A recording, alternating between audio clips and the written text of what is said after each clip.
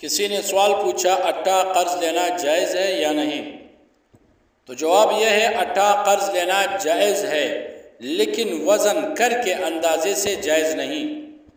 لہٰذا اگر ایک گھر والے ضرورت پڑنے پر دوسرے گھر والوں سے آٹا، چینی وغیرہ بطور قرض لیتے ہو اور بعد میں اتنی ہی مقدار لوٹا دیتے ہو تو چونکہ یہ قرض کا معاملہ ہے اس لیے اس میں ادھار جائز ہے، یہ خرید و فروخت کا معاملہ نہیں ہے۔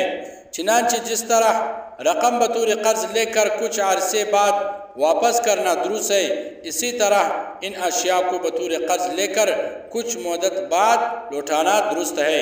فتاوی شامی کتاب البیوع صفحہ نمبر 121، 126، 127، فتاوی عالمگیری صفحہ نمبر 201، جلد نمبر 3، الدر المختار وحاشیہ ابن عابدین رد المحتار صفحہ نمبر 167، جلد نمبر 5۔